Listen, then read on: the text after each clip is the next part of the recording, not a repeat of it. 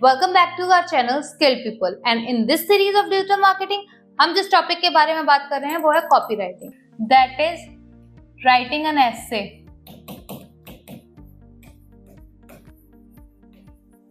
ठीक है, आपने फॉर एग्जाम्पल लिखना है ब्लॉग, तो लोग जनरली क्या करते हैं ना, लोग करते हैं उसको प्रॉपरली डिफाइन करके हेडिंग सब हेडिंग ना डालकर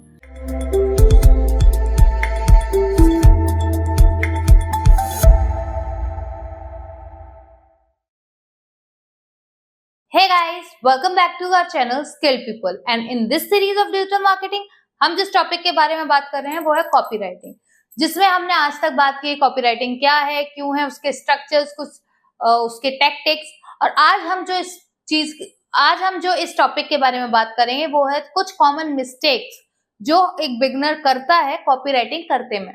कि कॉपी राइटिंग में काफी सारे मेजर्स हैं जो मैंने आपको बताए हैं और कुछ अब मैं आपको मेजर्स बताऊंगी जो आपको अवॉइड करने चाहिए, जो जनरली लोग मिस्टेकनली यूज कर लेते हैं। So let's get start with the video. So जैसे कि मैंने आपको भी शेयर किया कि हम आज की वीडियो में बात करेंगे वो कॉमन मिस्टेक जो लोग अक्सर करते हैं, तो हम उसकी ही फर्स्ट मिस्टेक की बात करते हैं, that is writing an essay.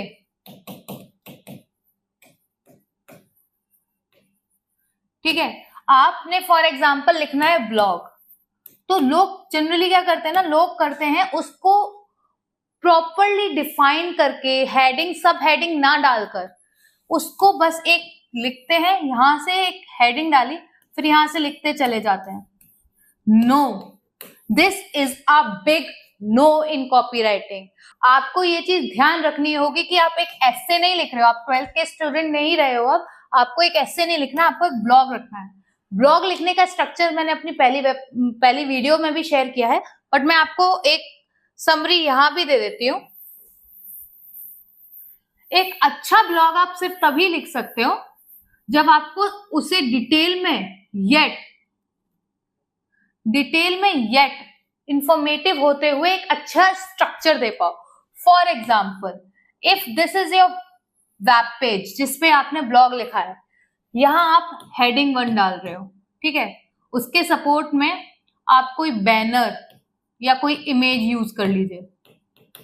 ठीक है, यहां आपने पैरा डाला, यहां आपने हेडिंग 2 डाल दी। हेडिंग 2 के बाद आपने सब हेडिंग 1 डाली, उसके सपोर्ट में कोई इमेज डाल दी, उसके सपोर्ट में आपने कुछ कंटेंट लिखा, फिर सब हेडिंग 2 डाल दी, फिर यहां आपने हेडिंग 3 डाली, या कोई इमेज यूज की। तो इस तरह का कोई स्ट्रक्चर आपने देखा, इस तरह का स्ट्रक्चर आप यूज कर सकते हो अपने कंटेंट को लिखने के लिए। अक्सर लोग क्या करते हैं, कि यहां उन्होंने हेडिंग डाली, यहां से लिखना शुरू किया, बीच में मन किया तो कोई इमेज लगा दी, नहीं तो यहां लिखते चले गए, यहां डाल दिया CTA। This is not a proper way of writing a blog, this is an essay. और हम यहाँ ऐसे नहीं लिख रहे हैं, हम लिख रहे हैं ब्लॉग जिसका प्रॉपर स्ट्रक्चर होता है कि हेडिंग डालो, उसको सपोर्ट करने के लिए कोई इमेज डालो, उसके साथ जो हेडिंग को आपने पैरा डाला है उस पैरा में भी अगर आप सब हेडिंग डाल सकते हो, सपोर्टिंग सब हेडिंग है तो वेल एंड गुड है, नहीं तो आप उस पैरा के बाद आप हेडिंग 2 डालो, उसमें इमेज डालो, उसके बारे में सब हेडिंग्स डालो, उनको सपोर्ट करने के लिए इमेज डालो, और ये सारा काम एक अच्छे ब्लॉग में आप लिखते हो। ये होता है एक अच्छे ब्लॉग का स्ट्रक्चर। सो फर्स्ट मिस्टेक यही है कि लोग इसे एक एसे की तरह बस लिखते चले जाते हैं। नहीं, डोंट डू दैट। आपको पूरा ब्लॉग स्ट्रक्चराइज करना पड़ेगा कि हाँ, मेरा ब्लॉग इस तरह से हेडिंग्स और सब हेडिंग्स के बीच में डिवाइड होगा। ओके, तो नाउ जो सेकंड मिस्टेक लोग करते हैं वो करते हैं यूजिंग AI लैंग्वेज और हाई एंड वोकैबुलरी। मतलब, या जिसे मैं बहुत इजीली बोलूं तो डिफिकल्ट वर्ड। देखो, आप किसी कंपटीशन में नहीं उतरे हो कि हाँ आपकी वोकैबल नॉलेज कितनी है, कि आप कितना अच्छा वर्ड नॉलेज रखते हो। नहीं, आपको एक ब्लॉग लिखना है जिसे उस नीच से रिलेटेड कोई भी बंदा है, from the beginner to the top level, हर इंसान पढ़े। अगर मैं भी आज कोई ब्लॉग लिखती हूँ डिजिटल मार्केटिंग के बारे में, तो मैं चाहती हूँ कि वो ब्लॉग जो डिजिटल मार्केटिंग के प्रो हैं या जो इंटरमीडिएट लेवल पर हैं या जो बिगिनर्स हैं या जो सोच भी रहे हैं डिजिटल मार्केटिंग, वो हर बंदा पढ़े। मुझे उसमें ज्यादा से ज्यादा ट्रैफिक चाहिए। तो अब एक बात बताओ, अगर मैं उसमें टेक्निकल वर्ड इतने डाल दूंगी कि जिसे एक प्रो लेवल का बंदा समझ सके, तो इंटरमीडिएट और बिगिनर वाले उसमें क्यों इंटरेस्टेड होंगे? क्योंकि उन्हें वो टर्म ही नहीं समझ में आ रहा। उन्हें वो ब्लॉग पढ़ना है, पर वो क्या करें उन्हें समझ में ही नहीं आ रहा। उस ब्लॉग में जो आपने वर्ड्स यूज किए, जो वोकैब यूज किए, वो उनके दिमाग के ऊपर से जा रही है। तो यही ध्यान रखना है आपको। कभी ये नहीं सोचना कि मुझे हाई एंड वोकैब यूज करनी है, मुझे इतने लेविश वर्ड यूज नहीं करने हैं। आपको बहुत इजी सिंपल वर्ड्स यूज करने हैं अपनी लोकल ऑडियंस के हिसाब से। अगर आप तमिल ऑडियंस को टारगेट कर रहे हो, तो ट्राई करो कि अगर तमिलियंस हिंदी नहीं बोलते, इंग्लिश नहीं बोलते, तो तमिल में लिखने का ट्राई करो। नहीं लिख पा रहे हो तो इंग्लिश लिखने का ट्राई करो, जो एक बिगिनर लेवल हो, जो एक 4th-5th स्टैंडर्ड का बच्चा समझ ले। तो ये काफी लोग ये मिस्टेक करते हैं। वो लोग ना इतना इम्प्रेस करने की कोशिश करते हैं लोगों को, पर इम्प्रेस होने के चक्कर में, हाई एंड वोकैब के चक्कर में, एआई लैंग्वेज के चक्कर में वो लोग ना गूगल पर रैंक भी नहीं हो पाते, लोग उनको समझ भी नहीं पाते, उन्हें ऑडियंस भी नहीं मिल पाती। तो ये सेकंड मिस्टेक है जो लोग करते हैं। सो avoid this mistake.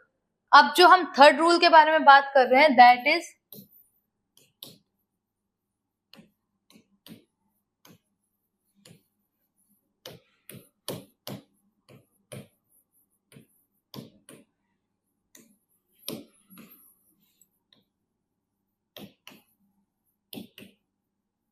yes, many of you just talk about your product, just talked about your services, just talk about the benefits about for your services, लेकिन कोई भी कस्टमर के बारे में बात नहीं करता। कस्टमर नीड क्या है, कस्टमर पॉइंट ऑफ व्यू क्या है, कस्टमर को क्या चाहिए, ये सारी चीजों के बारे में कोई बात नहीं करता। सब अपने आप को पता है, हम ये दे रहे हैं, हम ये बात कर रहे हैं, हम ये कर रहे हैं। ठीक है, आप ये दे रहे हो, लेकिन कस्टमर को इससे क्या फायदा है? कस्टमर इस बारे में इंटरेस्ट क्यों ले? वो अपना टाइम वेस्ट या अपना मनी वेस्ट वहां क्यों करे? देखो, आपको होल सोल काम तो इसी बंदे के लिए करना है ना। आप मार्केट में उतरे हो इसी चीज के लिए, तो जब आप इसी चीज पर फोकस नहीं दोगे, तो फिर आपके पास ऑडियंस आएगी कैसे? आपको अपने बारे में बताना है, पर इस तरह से बताना है कि वो कस्टमर की समझ में आए। आपको फर्स्ट प्रायोरिटी सिर्फ कस्टमर को देनी है। देखो, आजकल बहुत अच्छा ट्रेंड चल गया कस्टमाइजेशन के हिसाब से, कि हाँ, जैसा कस्टमर चाहेगा वैसा हम मोल्ड हो जाएंगे, ऐसा ही जो प्रोडक्ट है या ऐसा ही जो सर्विस है वो ही इस टाइम मार्केट में टिक सकता है, क्योंकि वो कस्टमर ओरिएंटेड है। वो अपने आप को उस तरह से मोल्ड कर सकता है जिस तरह से आपका कस्टमर चाहता है। So think about the customer first. अपना बेनिफिट बाद में सोचिएगा। अगर कस्टमर सेटिस्फाई होगा तो अल्टीमेटली बेनिफिट आपका ही होगा। And fourth, I am talking about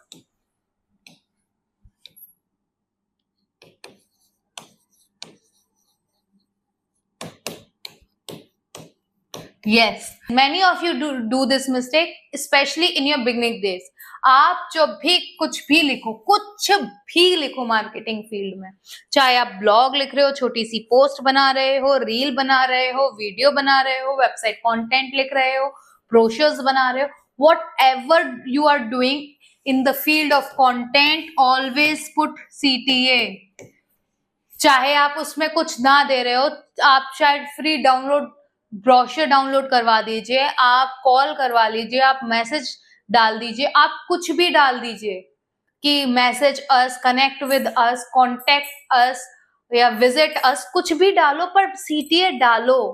for example, आपने आज एक यहाँ ब्लॉग लिखा और उस ब्लॉग का रिव्यू बहुत अच्छा आया and people want to connect with you, पर आपने CTA ही नहीं डाला। तो अब बताओ, यहाँ आपके पास ऑडियंस थी, अपॉर्चुनिटी थी, पर CTA नहीं था, कोई कॉन्टेक्ट इंफॉर्मेशन नहीं थी। अब बताओ ऑडियंस कैसे आएगी? So do not post any content without CTA। CTA is must. Even if I am talking about the paid content, even I am talking about the organic marketing, आपको CTA डालना ही डालना है। वेबसाइट पे भी आपने देखा है, कई सारी वेबसाइट पे आपको हर कुछ लाइन के बाद CTA दिख जाएगा, because they want to force you. वो एक अर्जेंसी भी क्रिएट करता है। अगर ऑडियंस थोड़ी सी भी इंटरेस्टेड है तो वो शायद एक बार को जाके कनेक्ट करने की कोशिश कर भी ले, तो वो वहां उस तरह का एक प्रेशर बनाता है, उस तरह का एक ग्रिप बनाता है कि हाँ ठीक है, आप हमसे एक बार कनेक्ट तो करके देखो, हम आपको बता रहे हैं कि हम आपको बहुत अच्छी वैल्यू प्रोवाइड करेंगे। तो talking about your self but do not talk about the customer, ये सबसे गलत तरीका है। ऊपर से अगर आप बात कर भी रहे हो, कस्टमर ओरिएंटेड भी कर रहे हो, पर सीटीए नहीं डाल रहे, ये उससे भी ज्यादा गलत है। तो talk about the customer first and put CTA in any content you are posting. ये दो चीजें जो अक्सर लोग कॉपी राइटिंग में गड़बड़ करते हैं, do not make this mistake, because ये सारी चीजें आपके ब्लॉग को रैंक करवाने में या आपके कंटेंट को, वेबसाइट को हायर रैंक कराने में बहुत हेल्प करते हैं। And next we are going to talk about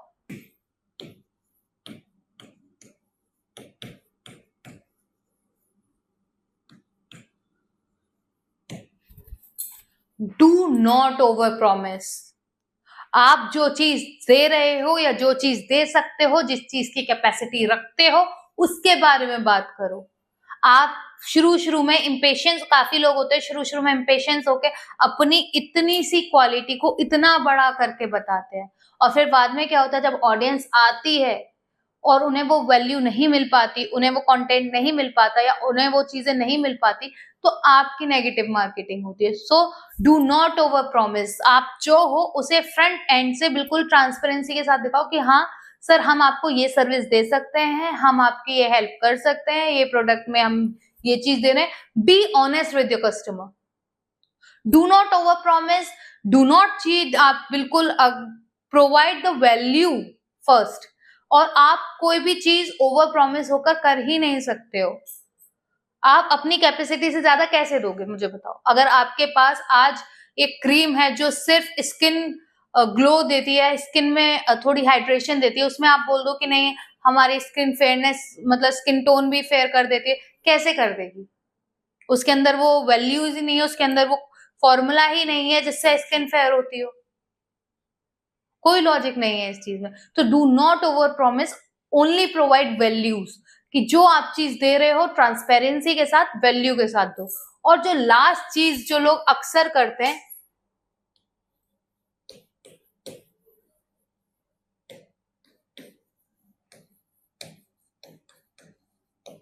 ये प्रैक्टिस होते हुए मैंने कई बार कॉमनली देखा है, लोग अंधों की तरह एक भेड़ चाल के अंदर चल रहे हैं।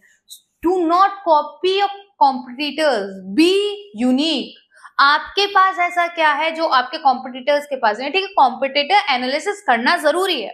ऑब्वियसली कॉम्पिटिटर एनालिसिस नहीं करोगे तो आपको मार्केट के डायनामिक्स समझ में नहीं आएंगे, क्योंकि वो उस लेवल पे बैठा है जहां उसने पूरी मार्केटिंग के डायनामिक्स देखे हैं, उसे पता है।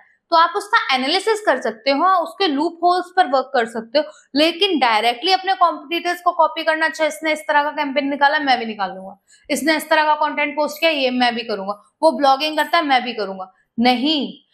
अंडरस्टैंड योर नीश फर्स्ट, कि आपकी जो प्रोडक्ट की क्वालिटी है या आपकी जो नीश है वो इस पर्टिकुलर मार्केटिंग टैक्टिक्स पर वर्क करेगी या नहीं। आप जिस ऑडियंस को टारगेट कर रहे हो या आप जिस मार्केट में उतर रहे हो, उस मार्केटिंग में ये टैक्टिक्स किस तरह रिजल्ट देगी। Work on those dynamic first, do not blindly trust anyone. आपका कॉम्पिटिटर जब चीज कर रहा है, जरूरी नहीं है वो चीज अच्छी हो, उसमें टाइम पैसा इन्वेस्ट करने से अच्छा है बी यूनिक, अपनी कुछ टैक्टिक्स, अपनी स्ट्रेटेजीज बनाइए जो बाकियों से अलग हो।